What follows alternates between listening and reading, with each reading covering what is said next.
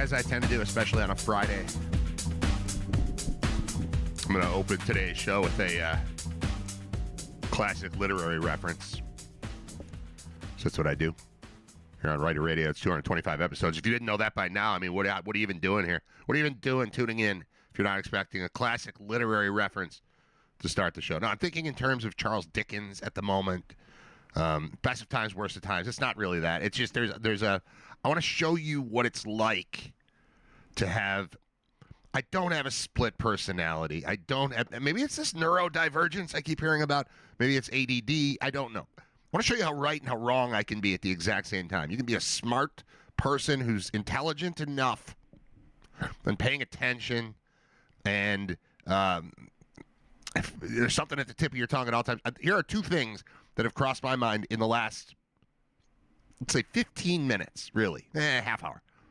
I sat down here at 10 to 10 in the chair, ready to do the show. Or not, I'm never ready to do the show, but eventually the time comes. I have to turn the microphone on. The time has come. Here we are. And so I'm talking to you. But I want to show you how smart I can be and how stupid I can be at the exact same time. It's just the product of thinking too much. So whatever that name is, whatever the word is for that, that's the thing I have. Overthinking. Having an idea and it just goes, and then there's another layer of that, and there's another layer of that, and there's another layer of that. If you listen to the show at all, you know that's how I think. That's how I act. First one. I log on. I launch the stream. I start playing music. That's what I do. When I'm almost ready to do the show, I turn on the stream, start playing music. New addition in the last couple days is the YouTube chat, which is sitting right on my screen, and I actually get to see the thing. And right after I logged on, a guy, Nick, says, Friday. I was like, oh, yeah, Friday. I got to play the Friday song. Okay, that one's easy. I'm not bragging about that one. Seeing the word Friday and going, oh, yeah, it's Friday. That's just a listener being helpful. Thank you. But then he said, Zootopia ad just played. I've only seen bits and pieces, but the sloth at the DMV is a 10 out of 10 character. And I wrote, come on. Now, you have to know the movie or even just the trailer that's been running. But immediately after he said, Zootopia ad just played, I've only seen bits and pieces, sloth at the DMV is a 10 out of 10 character, I wrote, can't agree. Then I gave it 5 seconds, and I wrote, more. Come on. I'm not going to do anything funnier than that all day, all show. That was a good one. A little precious. But if you know the movie, the character speaks very slowly. He works at the DMV, which makes it funny. And this guy said, he's a 10 out of 10. And I said, can't agree. More. Which goes with the thing in the trailer. The whole in the first movie when he works at the DMV, or he or she, I don't know, he. Let's call it a he. The whole comedic structure of the sloth is that he says a thing, and then you think he means a thing, but he's so slow at speaking that the last word that changes the entire meaning of it takes forever to come out. So you think, oh, Brad doesn't agree about the character, but then I couldn't agree more. So that was funny. So that's how good I am. That's Hollywood. I cannot believe. Once this thing hits the podcast version, I would expect that clip to get to the Pixar. That's not Pixar. Whatever it is. It'll get to Hollywood, and I'll probably have a bunch of offers to come out and punch up some scripts. I would think, because that was a really funny joke. So that's me bragging about how my brain works. Now let me unbrag. What's that called? What's unbragging called? So I'm going to unbrag right now. I was thinking about the music on the show. And recently we automated the process of the music. So for the first 210 or so episodes of this show, I've been playing music during the breaks. And I choose all the songs. And then it finally occurred to me, hey, you've been building this Spotify playlist of all the songs from the show. You can always add to it, but generally speaking, if I just would like to fill 10 minutes with music, I can just let Spotify randomize the whole thing. So I've been doing that for, let's say, a week and a half. I don't know, 2 weeks. A week?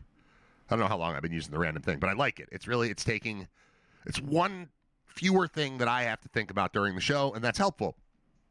Today, this happened right around when the guy was like Friday. And I was like, oh yeah, Friday, I got to pick a song. What's nice about Spotify, even if it's going random, you can go through, you can find the song you want in that playlist, play that one, and then when you let go, it'll just go back to randomness, which is nice. But then I started thinking about how, all right, I had to remember, because I was still scrolling through, looking for other things, if I wanted to choose something else, or if I just want to let it play, and I see that Friday was song number, let's say, 44. So then I thought, 44, you know what we could do? We could there's a site called random.org that is perfect for picking numbers, picking anything, sorting things. I do it a lot. I'll do it with, like my kids. Trying to decide who's taking the first shower, let's say. And I can make a little spinny wheel. It's a Zach, Nate, Drew. And it lands on one of them, and then it eliminates that one, and you spin again, and there's all this cool stuff you can do at random.org. It sounds like a super nerdy site you wouldn't want to use, but you do want to use it. And I started thinking about how I can use that and spin the wheel, and then whatever number it lands on, then I go find that number, and then I hit play on the Spotify list. Do you notice the problem with all of the thinking I just did? Do you notice the waste of time? What I just did was invent a random playlist. I invented randomizing a playlist. I was randomizing it, then I decided to unrandomize it, then I started thinking, ooh, wouldn't that be cool if it was random? And then I devised a plan to use another piece of software to randomize something that was already randomized a minute ago until I stopped randomizing it. In fact, take that back. It was randomized and will resume being randomized if I just leave it alone. But I tried to come up with a solution. I came up with a really good one. It was fun. I had to figure out how to get the wheel onto the screen so you could see it, and then I'm going to make a list, and it's going to match up, and the number is going to go with this. They already did that. That's the thing you're already using, Brad. You're wasting your time. So, yeah, I can come up with the sloth joke on the fly, but then when it comes to something I'm already doing, my brain is also computing another way to more clunkily adopt the exact same process and just make it harder. So that's what I'm dealing with. Day in, day out, that's how things work for me. So there we are. All right, it is Friday. Thank you for pointing that out in the chat, Nick. I appreciate it. I also appreciate anyone who is participating in the chat. I'm sliding over toward the YouTube side of things, the dark side. It just makes more sense. I've still got the Mixler app going. There tend to be, a couple people at a time listening on there. We will, I think, eventually phase that out because I'm already thinking about YouTube every day and Spotify every day. I don't really need to. It's fine. It's easy to just turn on. But at some point, it's like, what's it for? So if you're listening on Mixler, if you're still using Mixler, I highly recommend finding me on YouTube if you like the live version of the show. If you're just going back to the archives, you can find it on YouTube. You can find it on Spotify. Don't worry about what you do right now. And I say right now, speaking at 10:23 a.m., but if you're listening to the podcast version, you've already got it figured out. You're fine if you do do that one. But this is a warning to anybody who is utilizing Mixler as the primary means to consume the live version of Riter Radio every day at 10. Wean yourself off that. Let's say New Year, no Mixler. How about that? We'll go through December. You've got time. You've got time to figure the rest of it out. You can do audio only. You can put on YouTube and just listen. You probably can do it. I don't know. I was going to say you could use the YouTube Music app and stream through that, but I don't know if podcasts are included or live streams are included in YouTube Music. So you've got time to figure it out. Today's the 12th of December. I won't shut down Mixler until January, if I do shut it down. But it just seems like one extra thing that I shouldn't need to do. So work on that. Okay. It is Riter Radio. It's episode 225. Scott Wilson will join me today at 11 o'clock.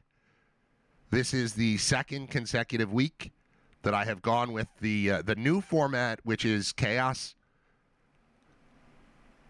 Yes, it stems from, I printed out the exact same sheet from episodes 1 through episodes, episode like 210.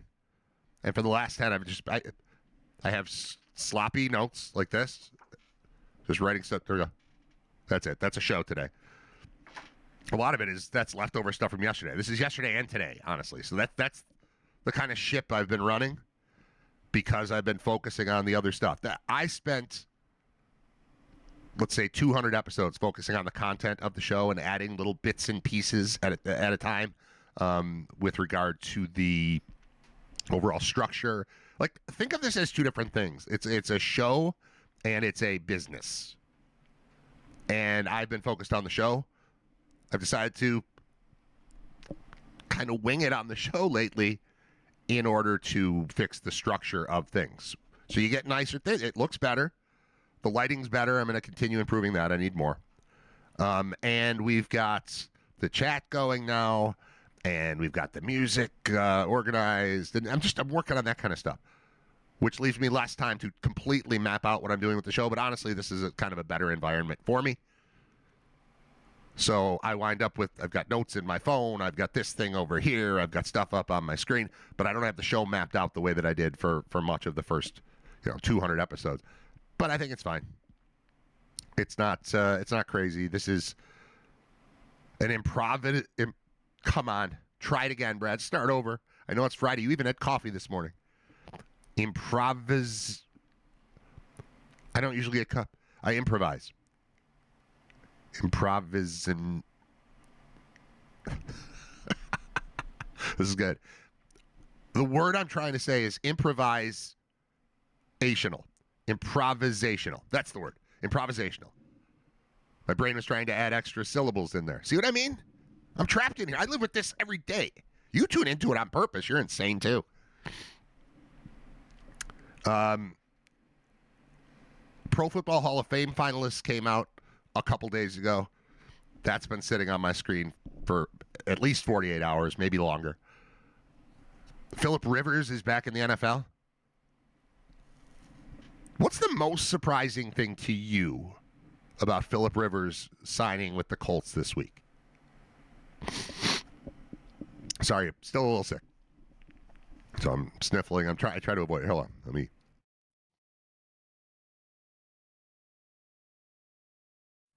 I try to make you hear it as little as possible, but it's there.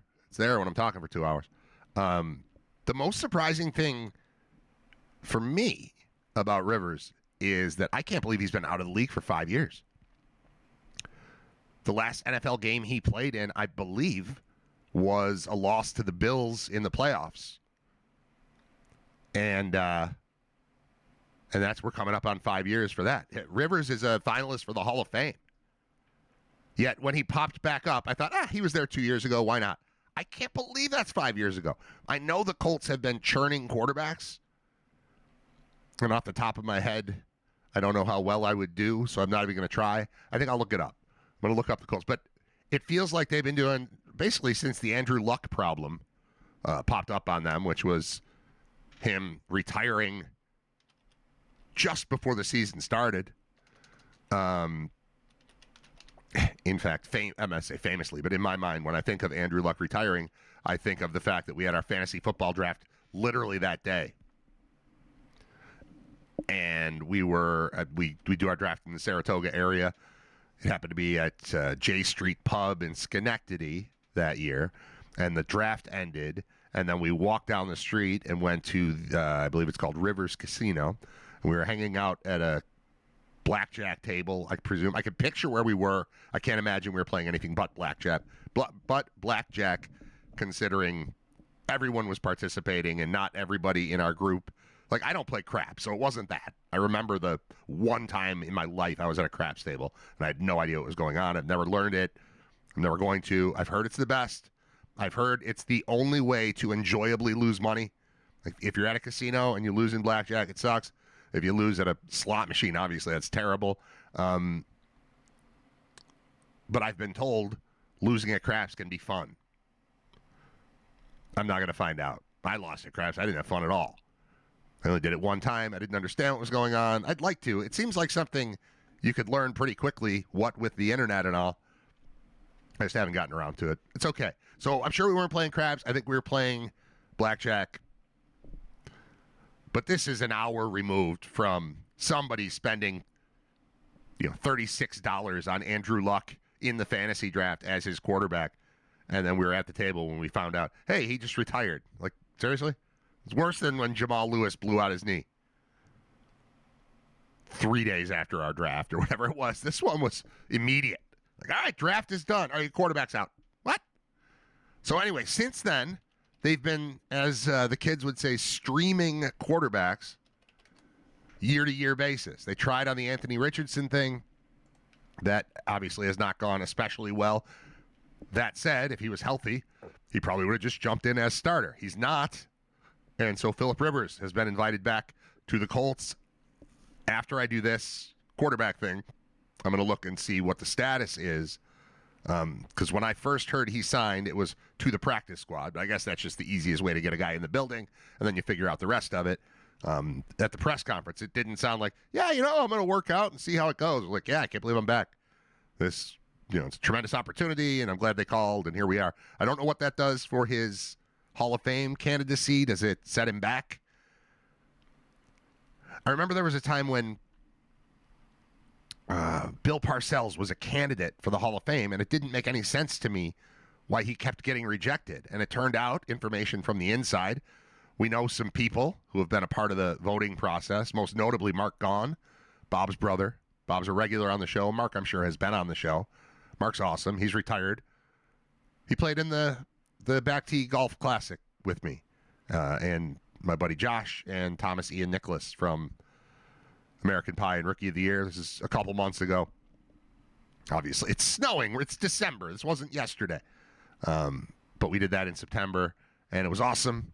And Mark is great. But Mark was president of the Pro Football Writers Association for a while. He was in the room. He's the guy.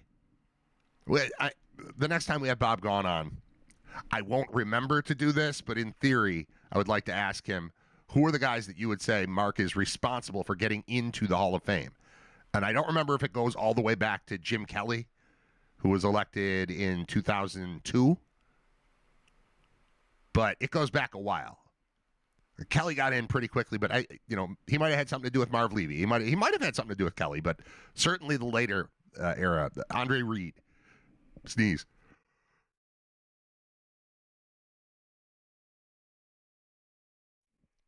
I'm thinking by Monday I'll be done with the sniffling and the sneezing and the coughing and the sore throat and the clearing of the throat and all that stuff, I think. As predicted, symptoms are progressing through me. Mark was around all of these elections.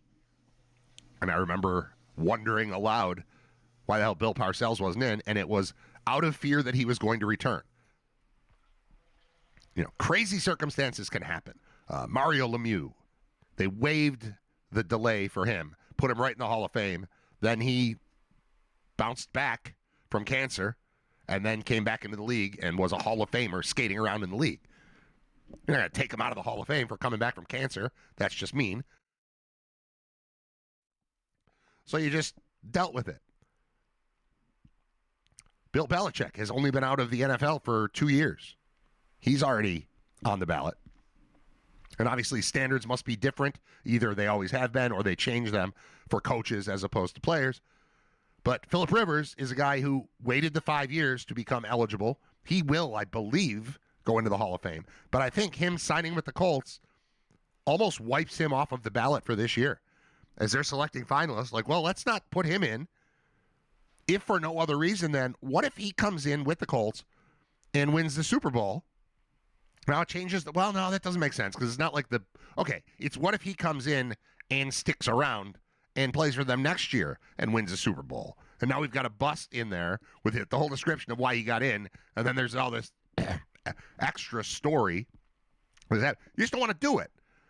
So I think this precludes him from getting in. Not technically necessarily, but if I'm a voter and we're getting really down to the nitty-gritty of we can only put in X number of players, am I putting in the guy who's still playing? If he considered playing this year, he'll consider playing next year. So back to my original point, the thing that surprised me the most about Phillip Rivers signing with the Colts this week is not that he's 44 years old and that he's immediately the oldest player in the league. Aaron Rodgers is like, look at that old guy. What's he trying to do? It's just that I can't believe he's been gone for 5 years. The streaming process of quarterbacks. Their leading passer each of the last, since Andrew Luck. All right, Andrew Luck's their leading passer in 2018. In 2019, it's Jacoby Brissett. Who, my God, he's been around the league for quite some time, hasn't he? I mean, Brissett I think of as the Patriots backup, and then he's just been kind of everywhere. All right, so Luck's their leading passer in 18. Brissett in 19. Rivers in 20. So that's COVID year. That's playoff game against the Bills. They lost in the wild card round to Buffalo. The next year, it's Carson Wentz. See, it feels like the Carson Wentz year was last year, but it was 5 years ago. Oh, my God. Or 4 years ago. Matt Ryan did his time. That's right. Gardner Minshew was their leading passer in 2023. I don't feel like he was the guy they were leaning on. I feel like they must have, maybe Ryan was there still and got hurt. I don't remember. And then it's Anthony Richardson last year and Daniel Jones this year until he suffered his second major injury. Well, I guess the first one wasn't major. He was playing with a broken fibula. Is that right? I think it's fibula. Non-weight-bearing bone in the leg. He was playing with that in one leg and then the Achilles tear in the other. So he's out. And now Phillip Rivers is in. Okay, so now I'm going to check news on Rivers because I said I would do that. See, I can remember the stuff. AI was right in assessing me when it said that I go on a lot of tangents, but that I always bring it back. I don't always bring it back. I usually bring it back. Because usually once I get to the end of the point, I remember what led me there. It doesn't always work that way. Rivers, what was I looking for on Rivers? Oh, news, just news. Phillip Rivers news. Let's see what we know about whether Rivers, if you're like a fantasy player, you probably already know the answer to this, but I do not. Cam Newton says Phillip Rivers Colts signing is a slap in my face. Okay. Phillip Rivers' former teammate expresses one concern he has with his return. Tom Brady on Rivers' comeback. I certainly could still play quarterback in the NFL. I'm so glad I looked this up. All the usual suspects popping out. I just want to know if he's going to play. Phillip Rivers, Sunday status. How about that? Answer me that. Is he starting this week? Bleacher Report from yesterday.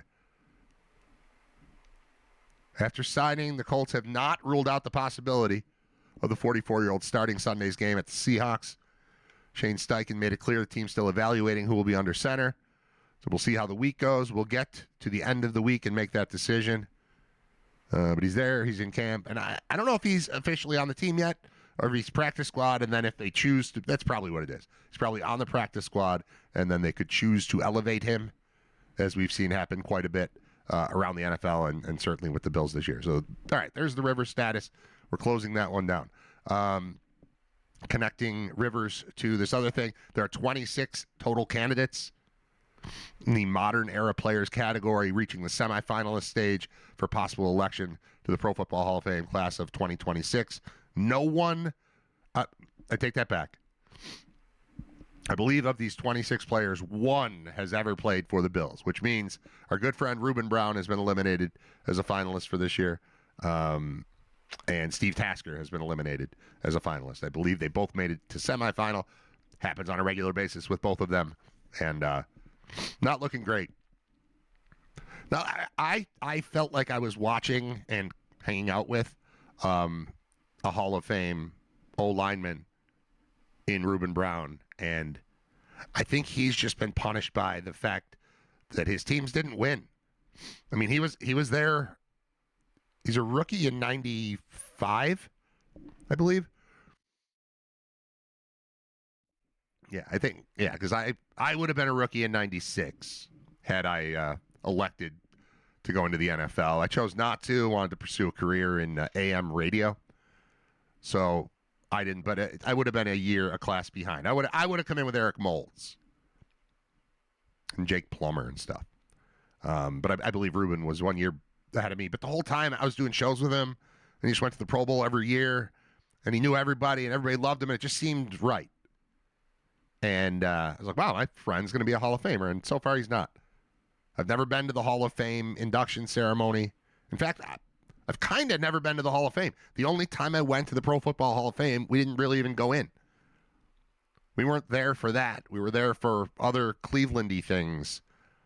But the first night we arrived as a family, took a ride down to Canton to check it out, just go look at it. And we knew it was closing, half an hour after we got there. So we went in and went into the gift shop and went on the little field they have there and took a bunch of pictures. But I've never been to the Hall of Fame when it's open. But I've said for a long time that when Reuben Brown gets in, that's the one I'm going to go to. Because I actually know the guy, pretty well. As opposed to just somebody I'm cheering for. That would be my friend getting into the Pro Football Hall of Fame. I'd do that. But I don't see that trip on the horizon. So I guess I got to make friends with, who am I going to, I'm not going to make friends with any NFL players now. That'd be creepy. Ruben and I were about the same age. We could go and hang out together, go out to bars. We had fun nights. I was at his house a couple times. I took pictures sitting in the sidecar of his motorcycle. I still have that somewhere. I should start using that. It's Ruben on a Harley and me in a sidecar with a helmet on. I think I had a helmet on. I had a helmet or a microphone or both. I don't know. We were just doing promotional stuff for our show. It's like, yeah, come on out. I got a photographer coming over. You can sit in the sidecar of my Harley. Brad, tell me about what's going to flash before my eyes when I realize my broadcasting career is actually over. That I'm done doing this. And it'll just be bumping into Wayne Gretzky, accidentally making fun of the Ottawa Senators while sitting next to some Ottawa Senators along with Nick Bakay in the booth at the arena in the playoffs. Accidentally telling Daryl Shannon that he's been traded to the Atlanta Thrashers while hanging out with him at Thursday in the Square while Soul Asylum's playing or something. That's the stuff I'm going to remember. And going to Ruben's house and sitting in a sidecar getting my picture taken. All right, the finalists for the Hall of Fame. Willie Anderson, offensive tackle, Bengals and Ravens. Drew Brees, I'll make a ding. Oh, we could use the thing. I'm not going to reject anyone because if you made it onto this list, somebody likes you.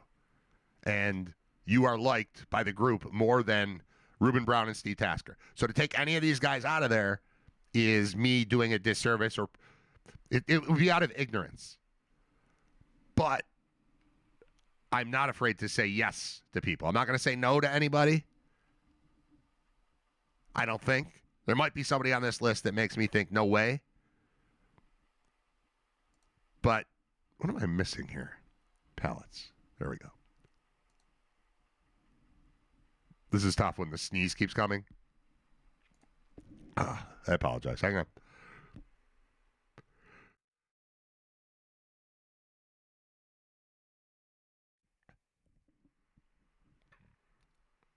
Do a show with a sore throat, it's one thing. You do a show with a stuffy nose, it's another thing. Doing a throw with sneezing, very distracting. First thing I think of is the firecracker scene in Boogie Nights, where you're just trying to have a conversation and just boom. It's boom. At least in that, there's one guy talking, and then the explosions. Here, the explosions are coming from the guy. It's like a mini Tourette's, having to sneeze every couple of paragraphs. You feel it like the tickle in your nose, and then it's, I'll be fine. All right, here's the point. I'm going to go through these finalists for the Hall of Fame, and I won't reject anybody. Rejecting someone would sound like that. But I will say this. That means, obviously, I would anticipate we're talking about a first-time Hall of Famer. All right, so we've got Willie Anderson, offensive tackle for the Bengals and Ravens. Drew Brees, quarterback for the Chargers and Saints from 01 to 20. He's first or second in a zillion different categories. It's his first time eligible Drew Brees is going to the Hall of Fame immediately. Especially, well, he would have beaten out Rivers, but it's Brees, Manning, Rivers all eligible at the same time. I guess Roethlisberger must have stuck around an extra year or two beyond them, so he's not on the list. But remember that quarterback class of 04 when Manning went first to the Chargers, Rivers went fourth to the Giants, then they swapped. Roethlisberger went 10th-ish, and then the Bills got J.P. Lossman. I was like, oh, no. I have audio somewhere of me going, oh, no, I hate this. I hate today. Because you wanted one of those three, but you didn't get one. So you're like, let me trade up and get the fourth guy. Except it's the dude who did nothing but spread offense and always played out of the shotgun back when that was not okay. And was at Tulane. And, it didn't work. So there were 4 quarterbacks drafted in the first round that year.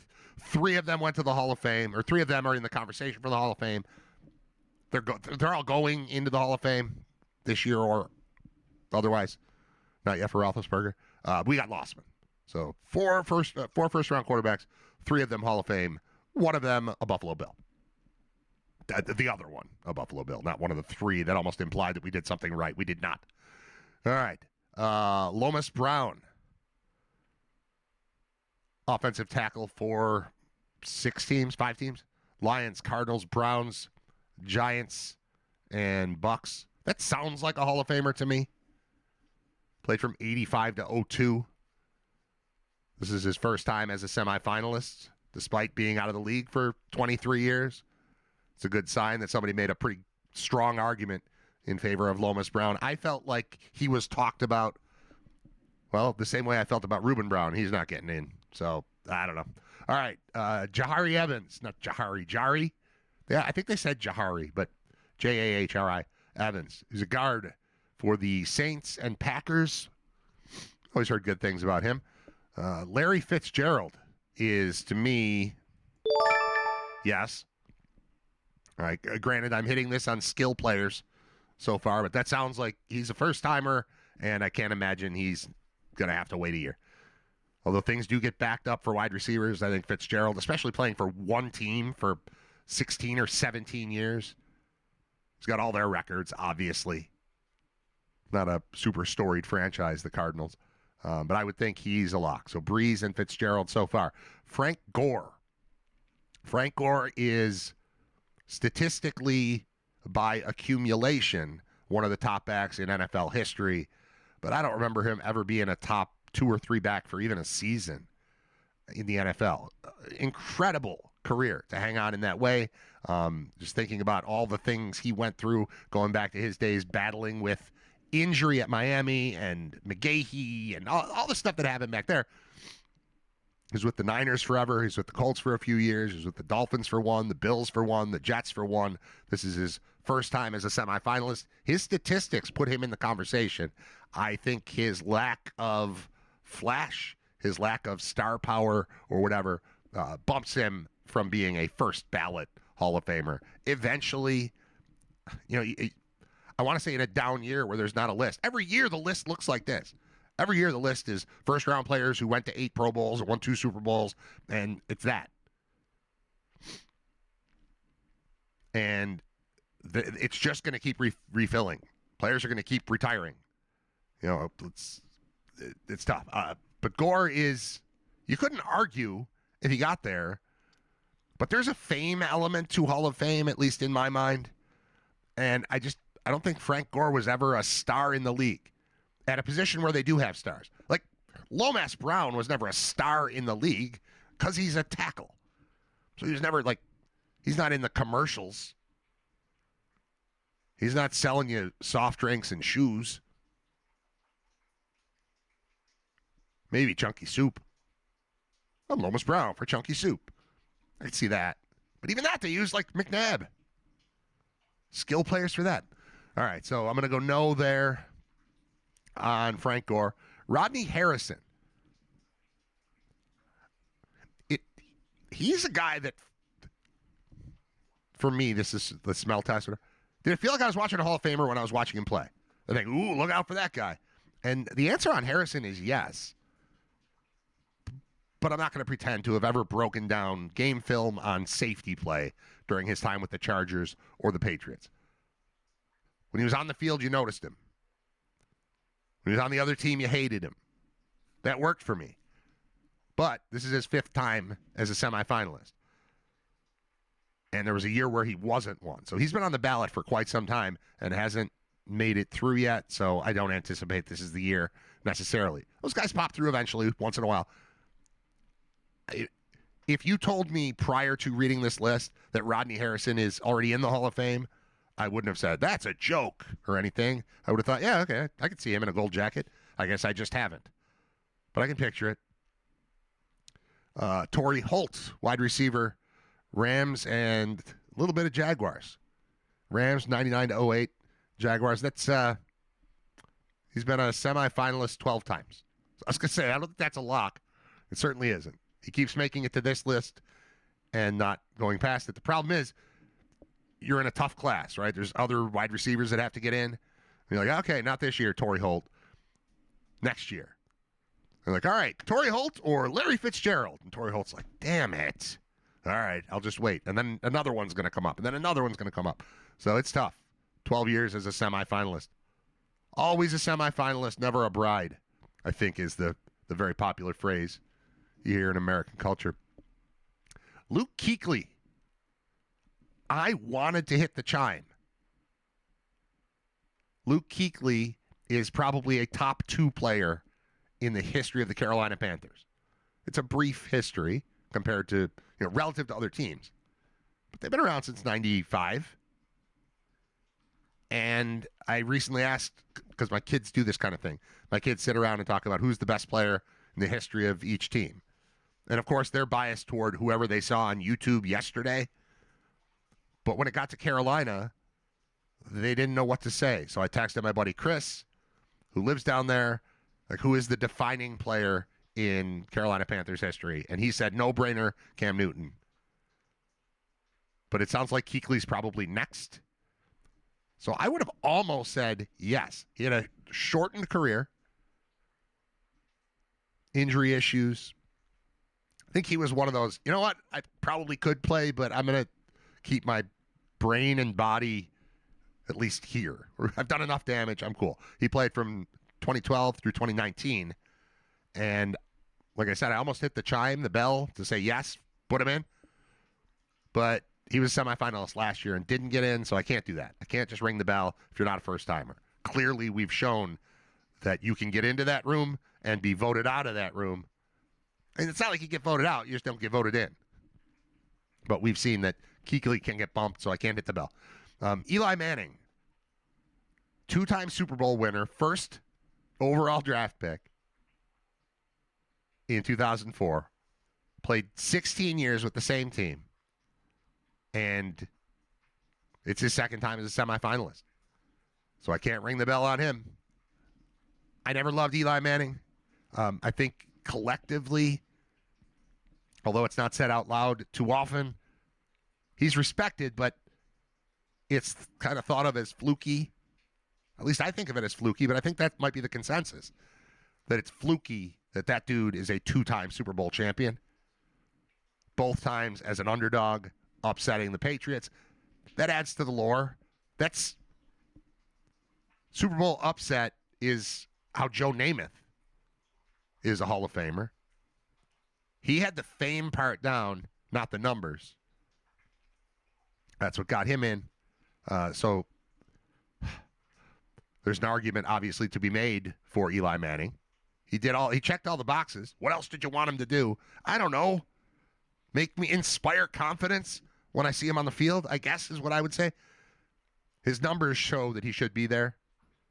But he's already been, I won't say rejected. He's a semifinalist last year, didn't get in. Semifinalist this year. Can't ring the bell there. Robert Mathis is in his 5th attempt here as a semifinalist. Defensive end, linebacker, pass rush, edge, they would call him today. An edge. Played from 03 to 16 with the Colts. Phillip Rivers, as mentioned, this is his first time eligible. Spent the vast majority of his career with the Chargers, drafted 4th overall by the Giants in 04. Then they swapped for Manning. Rivers was with the Chargers in San Diego and then in Los Angeles from 04 to 19, and then finished up with the Colts. Semifinalist, but back in the league as a member of the Colts right now. So I think that could get in the way of the vote. We'll see. Steve Smith Sr. Here's another guy that if you told me he was already in, I would say, okay, yeah, sure. This will be his 5th year as a semifinalist. Wide receiver with the Panthers forever, 01 through 13, and then the Ravens for 3 years after that. Can't ring the bell there. Terrell Suggs. Flashy, fun. Again, they would call him an edge now. They've got him listed as linebacker / defensive end, but was dominant with the Ravens as a part of that crazy defense just after they won the Super Bowl. They had won, and it's like, this defense is amazing. It's got Lewis and Reed. Saragusa was there. I'm trying to think who else was up front. But they had just won almost exclusively on defense 2 years earlier, 3 years earlier, and then they add this guy, Terrell Suggs, who was there from 03 to 18 with the Cardinals for a year, which I think he went to ASU, so that would make sense, just moving back out there. And then with the Chiefs in the same year, actually. So Ravens for most of his career, then split one season with the Cards and Chiefs. He's a 2-time semifinalist, so we can't ring the bell. Fred Taylor was the 5th best running back in the NFL for 8 years or something, right? Does that sound about accurate? Never number 1, 2, maybe 3. Maybe he was 3. But he hung out as about the 5th best linebacker for 5, 6, 7 years. Mostly with the Jaguars, a couple seasons at the end with the Patriots. He's been a semifinalist 7 times. He's not getting in. Earl Thomas, safety, Legion of Boom. Mostly Seahawks, 1 year with Ravens. This is his 2nd year as a semifinalist. Can't put him in. Can't ring the bell for him anyway. Vinatieri, Adam Vinatieri. Is it still one kicker in the Hall of Fame? He's Jan Stenerud. When I was a kid, that was the answer to the trivia question. Who's the only kicker? Only primary kicker, because Blanda was a kicker and also a quarterback and stuff. But back in the day, anyway, it was Jan Stenerud only. Is Vinatieri next? Probably. This is his 2nd time as a semifinalist. 96 through 05 with the Patriots. 06 through 19 with the Colts. Several Super Bowls in there. Several monster playoff games. Very clutch. That's not about the guy. That's about the position. If you're making that decision. Like, all right, is this the year that the talent level is so low that we can disregard actual football and put a kicker in? Maybe.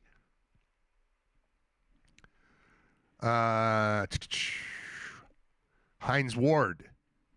Again, I would have guessed he's in. I felt like he was not a dominant performer because he's a little undersized, just hard worker, excellent player for excellent franchise forever. And if you told me, yeah, he's been in for a while, I'd say, oh, yeah, that makes sense. He was awesome. Hines Ward has been a semifinalist 10 times. 2017 through now, he's a finalist.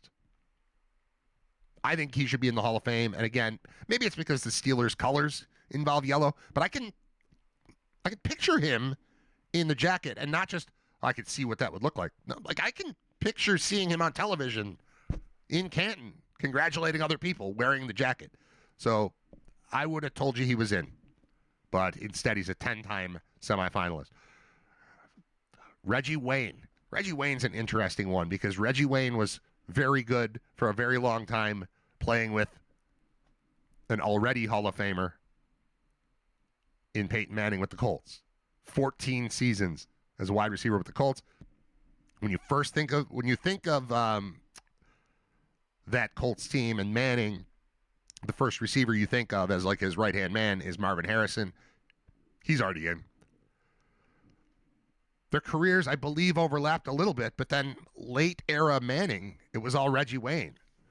And then Andrew Luck and his success was all Reggie Wayne. But did you ever feel like you were what? Like, I almost feel like Reggie Wayne is the exact guy to talk about at the top tier of not Hall of Fame. Like, you could be, if you're Reggie Wayne and down, you're out. And if you're just above Reggie Wayne, you're in. It's kind of like Frank Gore's hanging out with Reggie Wayne. Accumulated numbers over a lengthy career, which is super admirable too. But that fame, that flash, that thing that you need for me to ring the bell, you're like, yeah, definitely. Not there. So 7 times as a semifinalist for him. Richmond Webb. Richmond Webb, I mean, he was John Hanna to me, in part because he was dealing with Bruce Smith. But we heard about him all the time. We always heard about that matchup. It was always this Pro Bowler against that Pro Bowler during the big 90s run for the Bills. And I find it crazy. Not that he's not in, but that he's a 2-time semifinalist, and the first time was last year. And this is the modern era thing. So what changed that Richmond Webb couldn't make it into the top 25, 6, whatever it is, from the time he retired in 2002 until last year, and now he's there 2 years in a row? Maybe they have a new writer in Miami that presents, and he's better than the other guy, who I would assume would have been Armando Salguero, but I don't know. Vince Wilfork, semifinalist 5 times. I think no. Why am I picturing him in overalls with no shirt under it from, did they do a season of Hard Knocks? They must have. Is there a Patriots Hard Knocks? I can't imagine Belichick letting them in the door. Anyway, 04, yeah, they had to, because I can picture his wife. Yeah, I know too much about Vince Wilfork. I forgot about, but I see his name, and suddenly I see him in overalls, and his the blonde wife with the round face looked like she should be Vince Wilfork's wife. 5 times as a semifinalist. No reason to assume that's going to happen. Kevin Williams. Remember the Williams wall? Pat Williams, formerly of the Bills, had like a breakout season or 2 standing next to Ted Washington. It's like, now we're going to lose him. And he went to the Vikings, and suddenly they were awesome because of these 2 massive dudes named Williams in the middle. Well, Pat's name hasn't come up, but Kevin's has. First time as a semifinalist for Kevin Williams. Retired in 2015 as a member of the Seahawks. But prior to that, member of the Saints. Mostly Vikings, 1 year Seahawks, 1 year Saints. First time as a semifinalist. I'm interested there. I'm not going to ring the bell, but first time semifinalist for a guy who retired 10 years ago. Sounds like there's a movement there that I wouldn't want to step in the way of. Here's another one I would have assumed is in the Hall of Fame, but instead is just a 3rd-time finalist. First in 2014, then last year, now this year, Steve Wisniewski. Guard for the Raiders, only the Raiders. 13 years, I believe, with them. I would have guessed he's in. He was talked about as if he was a Hall of Famer the entire time he played. Jason Witten. This is his first time as a semifinalist, and I'm not quite ringing the bell. I have a feeling that's a yes. Witten, a massive part of really a tight end lineage with the Cowboys for a long time. They've always got kind of the same dude, and he was that dude from 03 to 19, like carrying the torch for Jay Novacek and leading into wherever we are right now with Jake Anderson, but there was somebody else in between who's slipping my mind. But they've had the same guy at that position forever, and it was him for a long time. First year as a semifinalist, that would not surprise me. Not ringing the bell, but it wouldn't surprise me. 2 more. Darren Woodson. He's been a semifinalist 10 times. Most years since 2015. Spent 92 through 03 with the Cowboys. So good career length there, but 10 times as a semifinalist. There's no reason for me to ring a bell and say this is the year he breaks through. And then finally, Marshall Yanda, O-lineman for the Ravens. I don't understand O-line play. I just know the names I consistently hear, and he's one whose name was said aloud often during his pro career and during broadcast. And if he's heard, good news, you're playing the Ravens without Marshall Yanda, that kind of thing. I can't ring the bell for him. So I rang the bell twice. I would say you're going to see Drew Brees get in. You're going to see Larry Fitzgerald get in. No one else on here is absolutely, positively yes. All right, we did that. I can close. It's the tab I can close. It's been open for 3 days. It's beyond 11 o'clock. I'm supposed to call Scott 4 minutes ago, which means we're going to play music for a couple minutes while I get him on the horn, and then we'll resume. If you're yapping in the chat, as I see many of you are, I will get to that. I just wanted to get through that whole thing before 11 o'clock. Failed anyway, but that was the plan, was to get through that list, then take a break, then call Scott Wilson. And I messed that up. It's all right. We'll survive. I need to move that. I need to close that. I need to accelerate through the end of that song. I need to get back to the Riter Radio playlist. We're just going to go with shuffle on this thing and see what happens. I guess we'll hear the last couple seconds of Friday. Fair enough. Be right back. Let's check in with Riter Radio's senior football correspondent, Scott Wilson.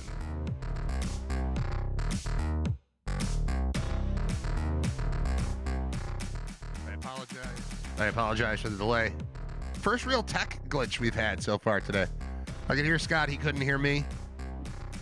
I had to reboot my phone. I think we're good now. So we're connected to our good friend and senior football correspondent, Scott Wilson. What's up, Scott? What's up, man? Sorry about the delay. I don't mean to waste your time, but here we are. It's Friday. It's episode 225, and we're live. What's on your mind? Caller, go ahead. Let's go to Scott in the car. Yeah, Scott's somewhere. What's happening with you? So, yeah, it's just this is a big weekend. Oh, the music came back. The music came back. Hold on, I can fix that. Shut up. Got it. Okay. Good. It's a big weekend, he said before the music interrupted. Yeah, well, it's a big weekend for the Bills. I mean, this is the season. This is the division game, and I don't know. I don't have a certain feeling about it, but I do feel like this is setting itself up to be and New England really thinks highly of themselves, and so does everybody else. And if you look back at the NFL, this is usually one of those weeks and types of games where the established veteran and the established team usually can make a statement. Don't forget about me kind of deal. Right. How many times did we see like, ooh, the Vikings are good this year and they're going to play Peyton Manning, who has lost 2 of 3. And then it's like, oh yeah, that's right. Now, I think Josh Allen and his boys here have a chance to kind of do that again, and it just feels to me like it's kind of setting up for that. There's a lot of people, and Drake May's had a great year. There are a lot of people in New England that have really comfortably slid right back into that. This is just where they are going to be for for sure. And I'm not really sold that that's the case. They're getting a good season from their quarterback, and they're getting a bump from having good, consistent coaching. But, I still think when the rubber meets the road, the Bills are probably the better team. And with all the mistakes that the Bills made in that first game, I still think had the opportunity to win it. So, this is an opportunity here for the Bills to really, because I think the Bills with this win really turn the screws on a younger team and put the pressure on these last 3-4 weeks of the season to try and hold on to the division. I haven't thought about it. I'm not sure if they are really I'm not sure if their organization and their team as it's comprised right now is really in the mode or the phase of their development to be able to withstand that. Yeah, I thought you were going to say in the Bills weight class, which I think would have been an appropriate way to put it. Just young. I'd have to look back, but remember when it was the Mac Jones-led Patriots and they beat the Bills on the windiest day in recorded history or whatever it was, and nobody could throw the ball. 3 passes. Right? They threw 3 passes and they won. And there was sort of this, and it was probably Jones as a rookie, maybe his second year, and the sentiment was kind of like, well, that's over now. The Bill that was cute what the Bills did there for a bit, but now that we got our new quarterback, we're fine because we can just go into Orchard Park and beat the Bills. And it was such a fake game. And then I think it was probably the same year that the Bills then played them in the playoffs and executed a perfect offensive game and took care of them and just kind of went, yeah, we're not going away. Like you knocked us down. We're back, and now we're going to throttle you. And I believe in Drake May at this point in his career a lot more than I believe. Let me put it this way. At this point in his career, I believe that Drake May is going to have a really good career. Much more strongly than at this point in Mac Jones' career, I felt that he was going to have a good career. Drake May looks the part of a star in the NFL. It just doesn't mean you win every game, and it doesn't mean you overcome the reigning MVP and a guy who probably could have been MVP or certainly was in the conversation for most of the last 5 years. Josh Allen doesn't go away because there's a good quarterback on the other sideline. He's had a Patrick Mahomes problem in the playoffs, or the Bills have, but Josh doesn't back down from this. Going on the road is not a massive deterrent to the Bills here, coming away with the win. And and this is something I've stressed quite a bit this week, and I don't know how much you've thought about it, or you might just go, yeah, obviously. But I want people to understand, yeah, you're going to spend this week hearing about how the Patriots can wrap up the East. And you're going to tune into that game, and they're going to be talking about how, you know, the hats and T-shirts are here, and they're ready to be the AFC East champions for the first time in 6 years. Let's not neglect what happens when it goes the other way, and suddenly the Bills, while not quite in the driver's seat, are certainly neck and neck with the Patriots if they trail them by a game with 3 games left each. All the Patriots games being in the conference, 2 of them in the division. Basically, if the Bills win here, they need to be 1 game better than New England over the last 3, and they'll be the AFC East champions for the 6th year in a row. So it seems like daunting. And it almost, I think the implication is that if the Bills don't win, the Patriots are still right there and about to clinch the division. And that's not the case at all. Everything flips on its head if the Bills can come out with a victory in Foxborough. Yeah, it's there. I think Josh is going to be very excited to be in a hostile environment. Yeah, and be able to take these guys on and play. And I feel good about this week's game. I think that the Pats are due to take one here, and I just don't think they're quite there yet. I think there's still something to the Bills, and there's still something to Josh Allen being on the other side of the line of scrimmage that can really get some stuff done. So, for all of the holes and all of the weak spots that we constantly see with the Bills, they're still fine. They're still right there, and they're still in a position that if they can be the hot team going into the playoffs again, then you're right where you want it to be. Well, especially in a year where there's no superpower. I mean, I haven't looked at Vegas odds or anything recently, but there's no prohibitive favorite in the AFC. There's no prohibitive favorite in the NFC. There's a group of 3, 4, 5 teams everybody's thinking about. But when it comes down to it, when you leave me with a group of 7 in the AFC, I'm going to revert to the one that I've seen do it, the one that's got a history, that's been through this process and isn't going to be shocked by a moment. And Josh Allen's not going to be shocked by a moment. Maybe in the Super Bowl, maybe that would be new, but an AFC Championship game wouldn't be new to this crew. And certainly going on the road wouldn't be new to this crew.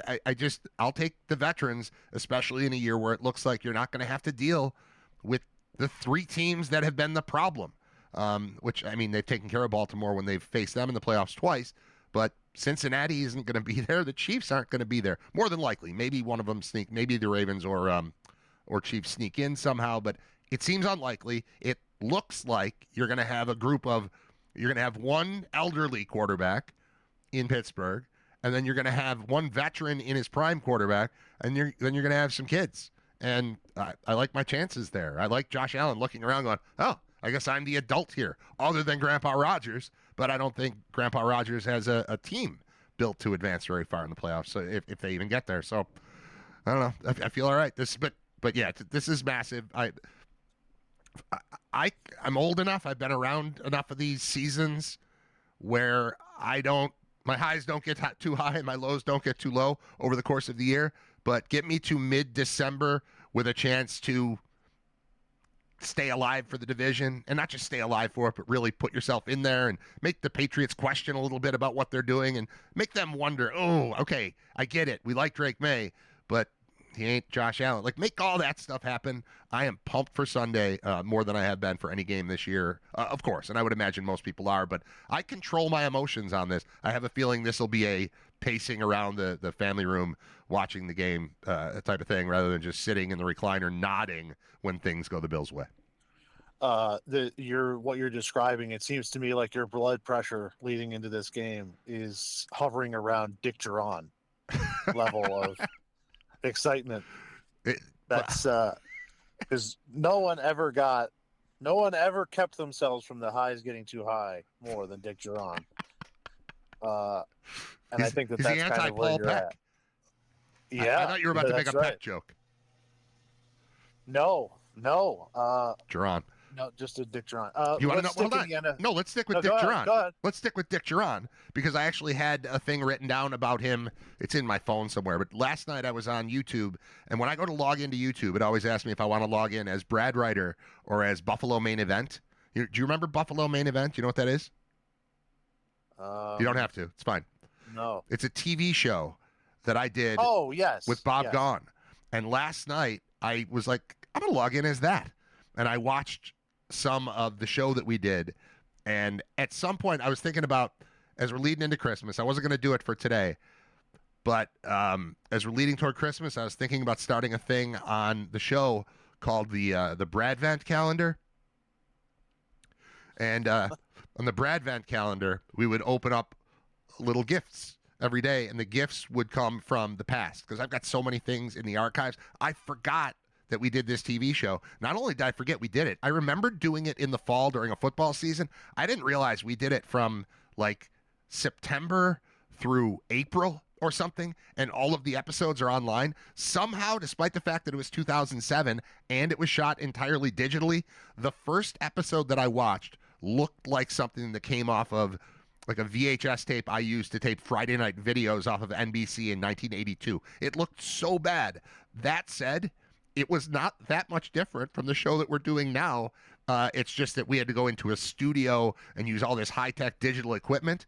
But then listening to the content. So 07 is the year where J.P. Lossman and Trent Edwards were battling for the top spot, and Edwards started out hot, but then he had the concussion, and then he came back and played well against the Chargers, but then he was shot after that, and it was this battle back and forth between these two pop gun quarterbacks in Edwards and Lossman, and there's Bob and I talking. It sounds just like the conversation I had with him this week, listening to stuff, except replace Sean McDermott with Dick Duran. I just hadn't thought of Dick Duran's name in so long, and there's Bob and I on television 18 years ago arguing. We're the same people, except there's no gray hair. And I remember at that time thinking, oh man, looking back 10 years, how much better I looked then. And now it's just, that's crazy. It's 18 years ago, but if you listen, if you just had the audio, it sounds the same, and the conversations are the same. We closed each show with a little mini rant. My rant was about the meteorologists freaking people out because they predict a blizzard and it doesn't come, and when they don't predict one, it does come. It's completely appropriate. Still, 18 years removed, even with Doppler radar's improvements over time, I think that will probably be one of the doors we open on the Bradvent calendar, which I plan to debut next week. But Dick Duran might be involved. We can go back to you now, but you just triggered something in my head because I saw that last night. Well, that's an important update. Yeah. We want to know the Bradman calendar is coming. Yeah, so that was, yeah.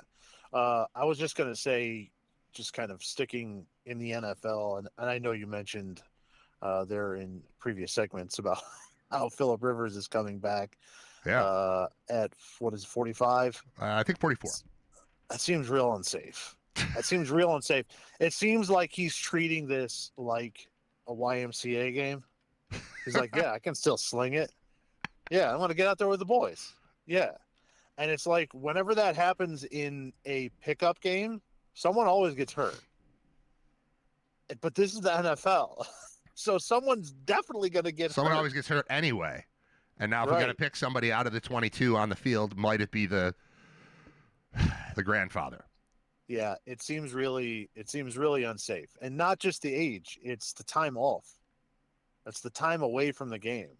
Now, I mean, I know that there might be a slight advantage in that he's running the same offense because he's coaching one of his kids' high school teams and running the same offense. So there Yeah, is some familiarity there. yeah. But I'm talking physically, this is a real stupid decision from both parties. I can't believe he's This is real 44. dumb. I can't believe it's not. I can believe 44. I can't believe he's been gone for 5 years.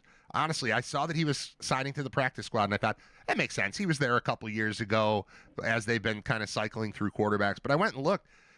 His last game was the playoff game against the Bills. That's a long time ago. That's five. It'll be 5 years in January. And man, I like what were you doing then? And if you haven't done like I that was pandemic time. I was playing the piano quite a bit, you know, and if somebody today was like, hey, the Black Crowes are on tour and their piano guy, their keyboard guy can't make it. Brad, can you do it? And I'm like, yeah, I did that fairly well, kinda 5 years ago. I mean, I wasn't in my prime, but I was okay. But yeah, after 5 years not doing it, I'll come out there. I mean, the difference is nobody attacks the Black Crowes while they're on stage. Nobody's hitting you. Nobody's trying to take your head off. I just think nothing I did 5 years ago and then haven't done since translates into me being able to do that now. Right. And it's especially something that's physical. It is also funny to see. I saw this morning some people have posted on Twitter what because he's actually in now on a roster, Madden has put him in, Ooh. and how they made him physically look in Madden, they made him very fat and very slow. And it's a That really sucks. funny situation to see. So I don't know. I think it's really irresponsible for both parties. He's got 13 kids. He's got responsibilities here. This isn't a guy that's got Got mouths nothing to else feed. going on. Mouths to feed. Maybe you look at it that maybe he's trying to get a couple extra shekels here. I don't know.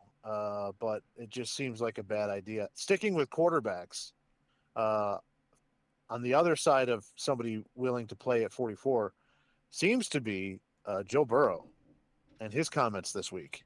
What did he say? He said, I'm going to paraphrase here. This sucks, and it's not fun playing football. And I would like it to be fun again, but it's not. And he's starting to sound an awful lot like Andrew Luck sounded when he left. And if you start to look at the numbers, he has been sacked more in his career than Andrew Luck and has played in 13 less games than Andrew Luck. He's been sacked over 200 times. I mean, even if you remember the run they made to the Super Bowl, remember they got there because he was getting sacked 7 times a game, and they were still able to win some of those games. I think that this is setting up for an offseason where we could see him want to make a change. And that would be seismic. And it's going to be interesting because the Bengals also have a very recent history of saying no to their star quarterback when he'd like to leave, in Carson Palmer, who you remember was so adamant that he wasn't going to play, had to retire for a year, sat out an entire year. Yeah. And I forgot about forced that. them to finally trade him to Arizona, lost a year off of his career. And that is why, before signing the big contract that Burrow did, he was very public, Carson Palmer was, in saying, don't sign that contract. Get out. Get out now. Get out. Do not do that. And this is why. Because there just really isn't the commitment from the Bengals and the ownership family. Like, they just got an indoor facility 2 years ago, a year and a half ago. They were the only team that didn't have that option. And they they just don't invest in it. They don't care. They're there to get the money. They're not really there to win games. And he's just out there getting constantly injured and hit. And as he said, this isn't fun anymore. And just thinking about it, I know there was a lot yesterday. I saw a lot of, well, the Jets have all these picks, specifically all these first round picks, and do need a quarterback. Would they be able to convince Burrow and then also the Bengals to pry him away and say, we will give you the 6 first round picks that we have over the next 2 years and make a deal happen? And to me, that doesn't seem viable, because I think if you're going to trade somebody like Burrow, not only that talented, but also a local kid from Athens, raised in Athens, 3 or 4 years at Ohio State before transferring to LSU. You're going to have to get something back considerable and probably in the quarterback realm. So then you start to think about who right now would be in a position to do something like that. And then I think to the sad refrains of our good friend John Fuller this week. Oh my. And his dealings with Jalen Hurts this year. And I think it's not really the Jets that would be in that consideration. I think it would be more along the lines of the Eagles that would be in the conversation for that. It's an NFC team, and would they be willing, that is, to accept some picks? The Eagles have 8 picks in the first 5 rounds coming up in this next draft. But more importantly, they could offer back a Super Bowl winning quarterback in Jalen Hurts. Could you make that move? And also the Eagles, obviously a place that has a long history of consistent, good offensive line play and a commitment to run the football in Saquon Barkley. I think you could probably pretty easily get Joe Burrow to say, yeah, okay, I could be down with not getting hit 80 times a game. Yeah. And I think that to me seems like more of a deal that could go down than just the Jets giving all these picks, because then it becomes a situation where I'm going to give you this Joe Burrow, and then you're going to give me back all these picks. And if I'm lucky, one of these picks is going to be Joe Burrow. So why would I trade Joe Burrow? I already have Joe Burrow. Like, you would hope that those 6 picks add up to somebody as good as the guy that you already have. So I think that there has to be a player there. And the Eagles aren't really necessarily thrilled with Jalen Hurts right now. Neither are the fans. That whole situation is odd. And also for Burrow's sake, they have 2 really good wide receivers. You would say, yeah, Burrow's not getting much protection, but he does have Higgins and Chase. Well, you could go to A.J. Brown and Devontae Smith with Saquon and a better offensive line. I don't know. That to me seems like it's more realistic that if a deal would get done, that would make more sense to me than just Jets. It's 2 proven guys who've shown they can be near the top level of quarterback in the NFL, both of whom really seem to need a change of scenery. Just start with that part and then add in everything that you just said, and it makes total sense, and it's super interesting, and it would get him out of the conference, which I'm okay with, because when you started talking about the Jets, and I'm thinking about, while I don't fear Drake May yet, I plan to deal with him. Like, we're gonna need a plan there for the next several years. And if Burrow were to wind up in the division, I'd be thinking that too. And then how stupid do the Dolphins feel hanging out with this Tua experiment if the AFC East consists of those 3 quarterbacks and Tua? So that part scared me. Him in Philly is a super exciting, interesting, power type of move that I hadn't thought of, but I'm glad you brought it up because it's interesting. And John Fuller says he listens every day. Well, I wouldn't be surprised if I start getting texts from him, either telling you to shut up or telling you to keep going. I'm not positive. I haven't looked at my phone. I'm going to do that. I don't think that I don't think he would be upset about getting Joe Burrow. Well, he doesn't know. He doesn't know what to think about Hurts, and if you don't know what to think about your quarterback, it's not right. I mean, it's rare that to live in a city with the extremes that we've had at quarterback. Like when you're watching, Thad Lewis, you're like, yeah, I don't think this is the guy. And then you get Josh Allen, you're like, well, this is clearly the guy. The Bills are among a very select group of teams that do not have to think about that position at all. And we haven't had to think about it for 7 or 8 years now, which is awesome. The Eagles won the Super Bowl last year with a guy who was a big part of it. But I don't know if it's just a product of Philly, if that's just the way that the fan base and the media work, where they're gonna come at you for a not great, although just fine, follow-up season after a Super Bowl win. It was a bad game. It's a bad week to talk to Philly fans about Hurts.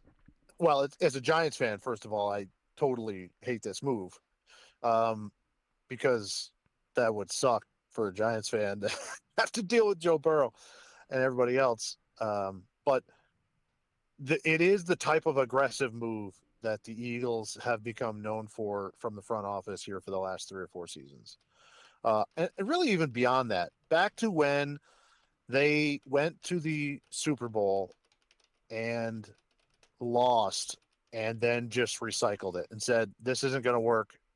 They kind of got a major dump of talent, bit the bullet on a season, and then came back and hit on all their draft picks and were good right away again. So, this is not something that's out of the realm of a possibility. And like you said, I think 2 guys, yes, Burrow is from there, but he's also had his house broken into.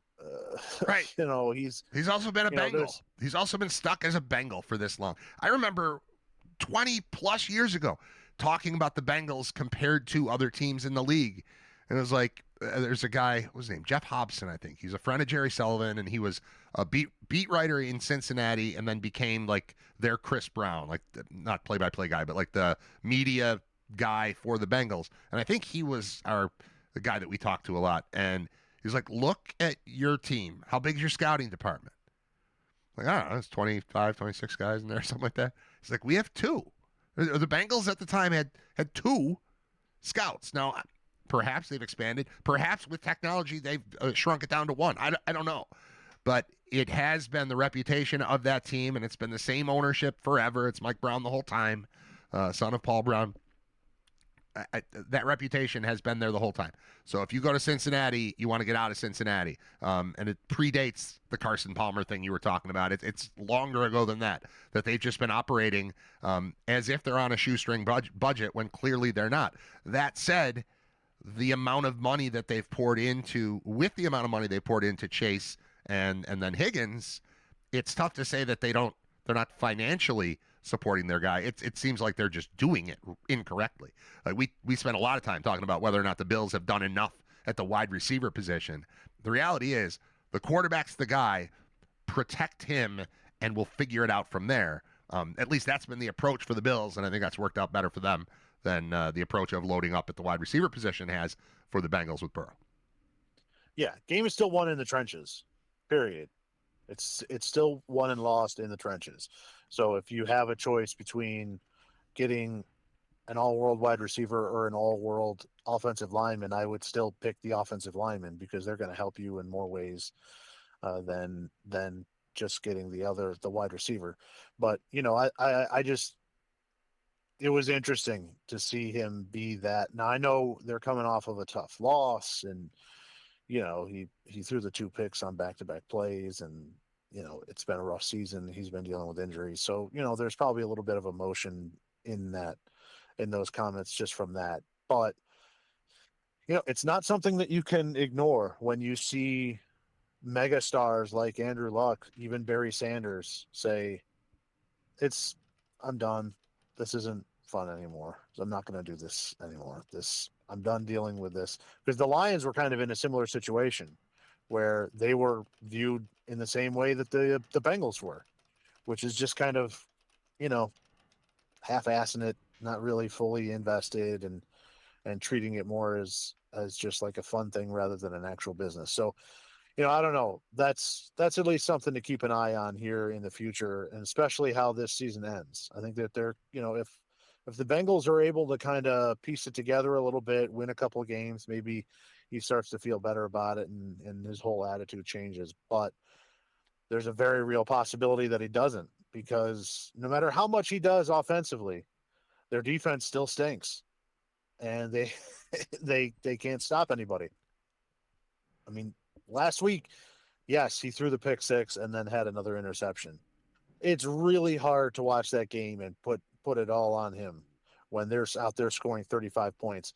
Flacco was doing the same thing. Joe Flacco was in that offense and scoring 38 points a game and Yep. losing by 3 points. So, it's not just Burrow.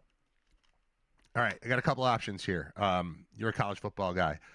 Nick McMillan, Bulls wide receiver, enters the portal this week along with a couple others, but that's the main one. There's also the Michigan football situation. Is either one of those interesting enough for you to talk about?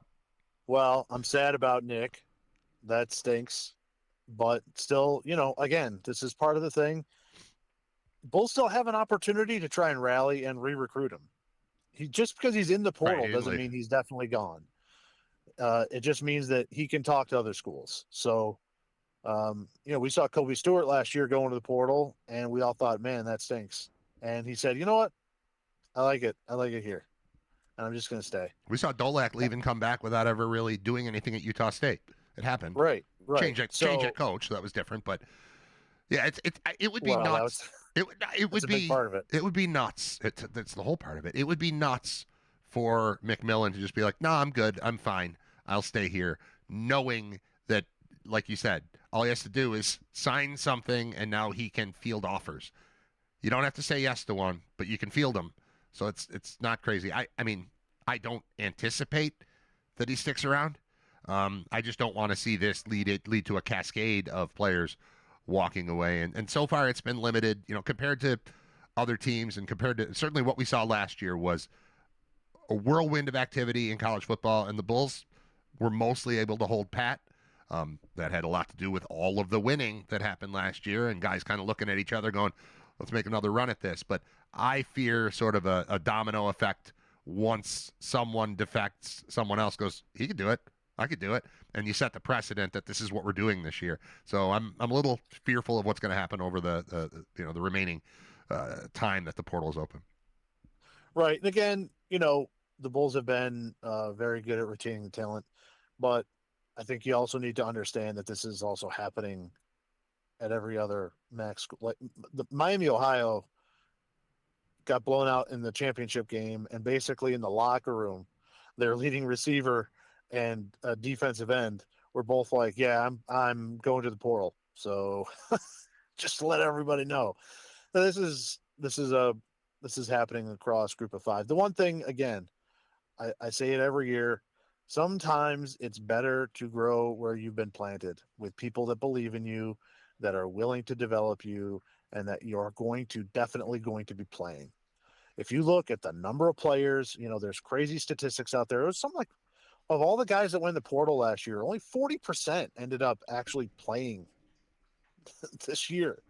So, you're talking about a situation for a lot of these guys where, yeah, they're making some money, but they're ruining the opportunities that they have down the line to keep playing, because they're not in games. They're just backups where they could stay someplace and be a star. But again, it's very hard for me to tell anybody to say,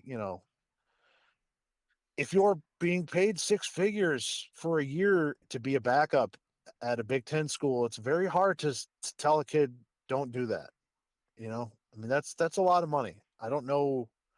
I'm a pretty loyal guy. I don't know what I would have done in that situation.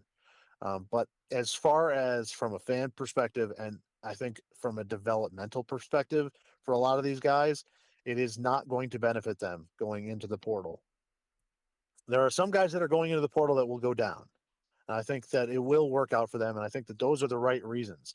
Saying, I've been here for 2 years, I'm not going to play. I'm going to drop down a level. So in a place and a level that I know I will definitely be on the field and I can play. It's the ones with the hope that they can go up that I think are the ones that have to really think about it and make that choice. Because again, the most important thing in the end is getting on the field and playing and developing. And sometimes you're not going to be able to do that. Well, that's the most important thing if you're trying to be a professional football player. If you know full well that there is no next level for you and you have the opportunity to what is essentially go pro for a year and then go work in your field of study that you've put in, or go work at a, you know, a fast food restaurant, whatever it is. Like if you can set yourself up at college age with a six-figure income for one season, knowing full well the NFL's not coming calling. Now, they all have dreams. They all think if I go to this bigger school, they're going to pay me and I'm going to showcase my talents and that I can make the real money. But the money that's being paid to college kids is real money. So basically, you're being offered a job. It's, I dropped out of school to take a job because it made more sense for me. That's essentially like one way to look at it that I haven't heard anybody talk about. If you're not going to the NFL, you know you're not going to the NFL, and somebody says, hey, for your final year, do you want to play for free at Buffalo? The last year you're ever going to play football. You want to play for free at Buffalo, start, be a star. Or come to my school, compete for a spot. You might lose out. We got a lot of 4 stars in this building, but we're going to give you $500,000 to try. You might end up on the bench, but now you don't play. That stinks. Your career ended a year earlier than you wanted it to. You're still practicing. You're still around the team. You still get to go on the trips. You still might go to the college football playoff or some other cool bowl game.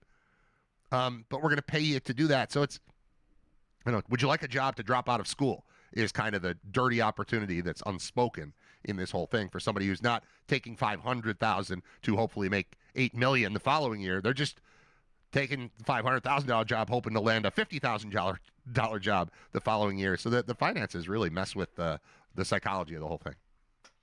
Right. Yeah. And again, that's a really hard decision.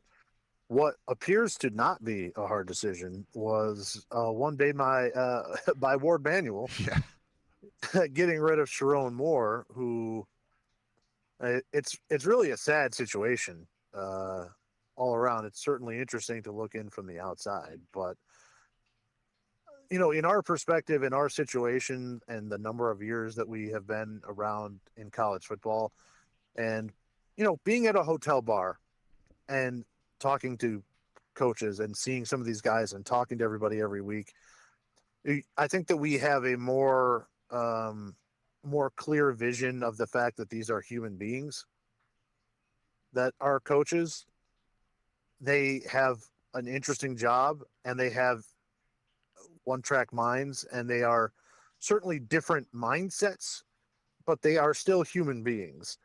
And this guy just blew up his family, his dream job, a job that he didn't really earn. It's not like he had been a head coach anywhere. He just kind of lucked into being the head coach at a top 10 program, a legacy program, and he just gave it all away. He just fumbled it so bad. And it's like that, and the family and everything else. And it's like, whew, you feel bad. Now you can't defend going to somebody else's house and threatening to kill him. Don't feel bad about that. But that wasn't until after he got fired. Yeah, but I think there's a lot of reports coming out now that he's kind of been mentally unstable for this season. Yeah. That I think are going to start coming out, and we're going to start seeing a little bit more of that. He that at the time just might have looked like, all right, we dealt with Harbaugh. He was eccentric. This guy's got a different cut of his jib, that now with recent developments start to look different, start to have quite a different tone. I think we're going to start seeing some of that, but it's in the words of Booger McFarland, it's undefeated, man. Yeah, I was just thinking that too. It is undefeated, and he's in the office, and my man couldn't keep track of it. And this is, when you look back at the history of college football, there's a lot of this kooky, crazy stuff, and this is definitely going to be up there. This is definitely a top 10 bag fumble of all time. Of all time, he lucked into inheriting a national championship blue blood program as a head coach, making millions and millions of dollars a year, and gave it all away to have a couple of hookups and then gets busted because the Uber driver who was there dropping off the plan B says something to somebody, and then it becomes a whole big thing. Yeah. So it's an all-time mistake by a guy. Did you see the Nick Saban quotes that have popped up from his book in the last couple days? Yes. Unbelievable. 'Cause I started thinking about the McFarland thing, and I didn't feel like saying it. So then I was like, oh, I could say the Saban thing. And then you said the McFarland thing, although you danced around it a little bit, but I'm proud of you for that. Here is the quote from the Saban book. It's called Saban, The Making of a Coach. Saban initially said in the team talk, which is resurfaced on social media in the wake of the scandal surrounding the fired Michigan coach. Here's a quote. Ultimately, you don't want to be out there chasing after midnight. If you haven't locked it up by midnight, it's not worth it. This is why this dude is one of the greatest coaches in the history of sports. Yes. Like, it's not just football, it's life. He goes on to say, ultimately, you never want to sleep with anybody who has less to lose than you do. So ultimately, if I'm ever going to sleep around on Miss Terry, it's going to be with Hillary effing Rodham Clinton. That's amazing. How do you think to say that? That's amazing. I have more respect for Saban after that than I do after his, multiple national titles. That's awesome. That's a leader of men. Right. And he's in there in a situation. He did a couple he brought in a couple of high profile people that I think were along the same lines, because he's dealing with 18 to 22-year-old men that are very high profile where they are, very high profile, and that all really, if you're on that team, you have the possibility of becoming a mega star in the NFL and making hundreds of millions of dollars. So I think him understanding that and being able to say and very open about the fact that we need to talk about this and have this lesson is incredibly valuable. And he's right. Nothing that I ever closed after midnight was anything that I would ever want to talk about publicly. You know what I mean? I think that's a pretty universal thing, and he's dead on right. And I think that he's right about, guys, you have a lot to lose. If you're in this room, you have a lot to lose, and putting yourself and exposing yourself to people that don't have that is a bad situation, because they don't care. You do, but they don't, and it's going to be a bad situation for you. And this is, unfortunately, bad decision making here by Sharon Moore, who I think it's going to be safe to say he's going to go from being the head coach of Michigan to nothing. He will never coach again. So as a head coach or at all, you think? It might be nothing at all. No, I don't think he'll ever. I don't think he'll ever coach in college again. He didn't do enough as the head coach at Michigan to make it so that an athletic director and a school president and whatever could just overlook it and be like, well, right. He's had enough success that we think he's rehabilitated. We think he'll be fine now. Like, you haven't done enough to earn that, and that hurts. I want to dwell on the Saban quote again real quick, and I want your opinion on this. Because it really hit me when you said close after midnight, because I started thinking about living in Buffalo where bars close at 4 a.m. I think you might have to adjust in the way that you have to adjust for like box office gross based on ticket prices when you're analyzing which movie is the biggest of all time, like that kind of thing. Adjusted for inflation or adjusted for bar hours. If Nick Saban gave the same speech, picture Buffalo as a football powerhouse, and Saban's here, and he's won national titles, and he's awesome. And all we care about in this town is the UB Bulls and their regular, consistent success that puts them in the hunt for a title every year. And he's our guy, and he's considered one of the greatest coaches in the history of sports. And he's here, and he gives that same speech, knowing that bars close at 4. Would he say it has to be locked down before midnight, or would this translate? Because Alabama, I just looked it up, most bars close at 2. So he's saying you got to lock it down at least 2 hours before closing time. Would that translate into anything not locked down before 2 if he gave that speech in Buffalo? I think it might be halfway in between because, you know, I don't think 12:15 a.m. in Western New York is too late to maybe create a spark, you know. But I do think that 3:15, anything that ever happened at 3:15 is regretful. In my younger life, I don't feel like 12 to 12:30 is a dark range when you're playing the game of the Western New York bar scene. Right. As two people that have lived that, I think that Saban in that situation is still an old school midnight guy. I think he's a strictly midnight guy, no matter what the situation would be. I think that adjusted for the inflation of hours Yeah. in Buffalo, I think you're probably 1:30 to 2. Anything, if you haven't closed down shop there by then, I think you're starting to tiptoe into the bad decisions. So yeah, I would agree with you there. Because I'm thinking about Geneseo. Geneseo was 2 a.m. closing time. We didn't get to the bar till midnight sometimes. I mean, what's the point of going if everything after midnight's bad? Or maybe that is the point of going, that everything after midnight's bad, so you wait till midnight because you're trying to get the bad stuff. I don't know. I'm just midnight seems early. As a cutoff, it seems early. I'm thinking about several St. Patrick's days from my time. Well, that's if you don't lock it down after or before noon, you did it wrong on St. Patrick's Day. Right. And I remember my friends being able to successfully convince me to. They basically gave me the drunk version of the Saban speech, and saved me a time. And I remember walking and agreeing with them and leaving the apartment building and walking back down several flights of stairs. And as I got to the bottom of the stairs, there was another guy checking in, and I heard him say what room he was going to, and it's the room that I had just turned down. And I was like, "Wow, that was a great decision. Wow, that was a fantastic decision." Yeah. That I just made. So, yeah, these talks need to be had sometimes. You need the veteran. You need the veteran presence. Sometimes you do. Sometimes you do. Sometimes you need a Nick Saban type to say, "Listen, We'll do that. Don't do that. Just don't. You don't need to do this. You don't need to do this." All right. Is there anything else that we need to get to? We've gone long, but we started late because the phone wasn't working. So well, I'll give you my pick. Oh yeah, I know yeah. Arbo in the chat asked what my record on picks is this year. Undefeated. And yeah, because we only as far talk as about the I wins. know, I've got 6 wins, and that's it. Yeah. We're winning forever after that. I'm at 500.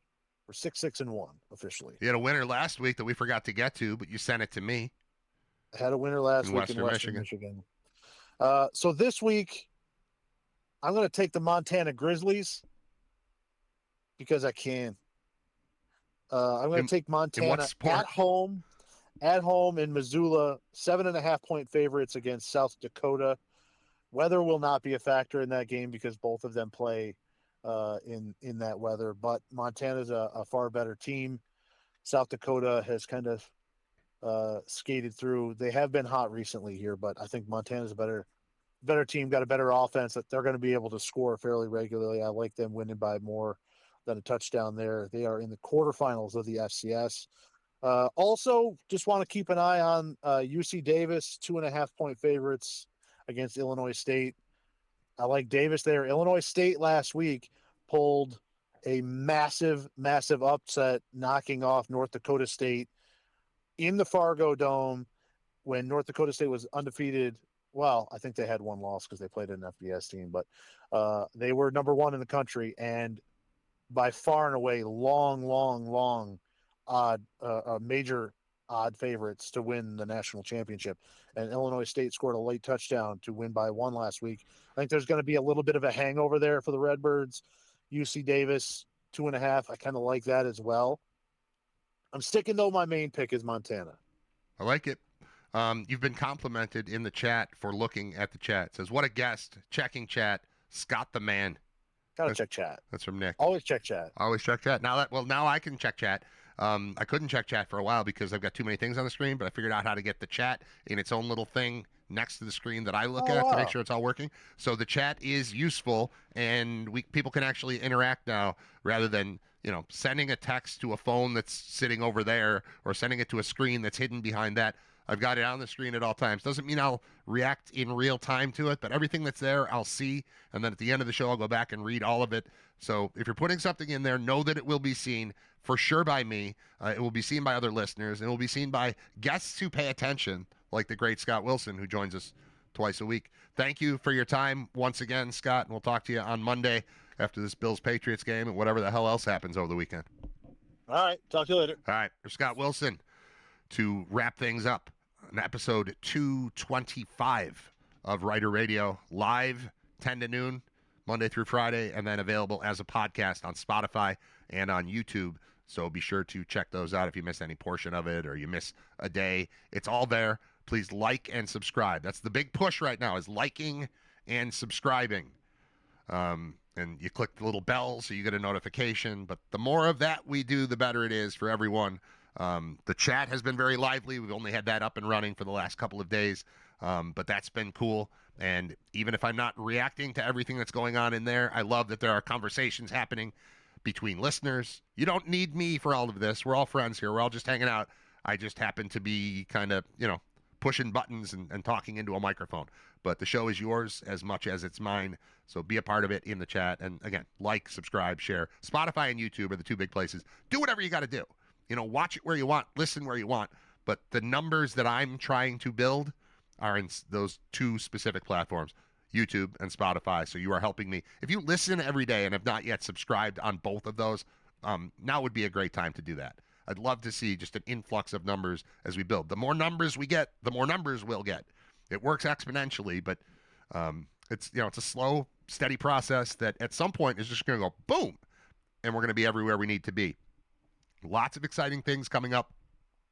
Lots of exciting conversations being had and plans being made into the new year, and we'll unveil some of those. I think Monday we'll debut the Brad Vent calendar as we're counting down to Christmas, where I'll get you a little gift every day. Open up a box, we'll get a little gift. Maybe I'll build a graphic for it. I don't know. I don't know that we need that. I think just the term Brad Vent calendar is interesting enough, and I found some cool old audio and video. As I mentioned, I found video of the TV show I did with Bob Gond 18 years ago, all of which is online. We've got interviews with people who are no longer with us. I saw, our guest list was awesome. And then there were some where I didn't even remember. Like, I'm looking at one. If you ask me, I would say, no, I've never met Mark Kelso. But then there's a video online of me sitting next to Mark Kelso and Bob Gond talking to Mark Kelso. The late Alan Wilson was a guest on there. The late Roddy McKissick was a guest on there. Jerry Sullivan was on there. Joe Mahalik, the old Niagara coach. Mike McDonald was on there. We had a lot of good guests over I don't know, maybe we did 20 episodes or something like that.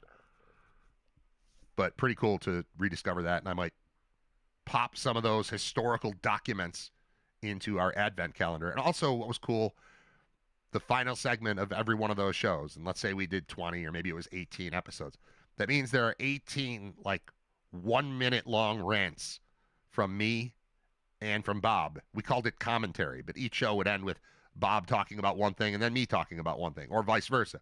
And those were kind of cool to bounce through. So I might bring some of those back as part of the Brad Vent calendar as we count down to Christmas.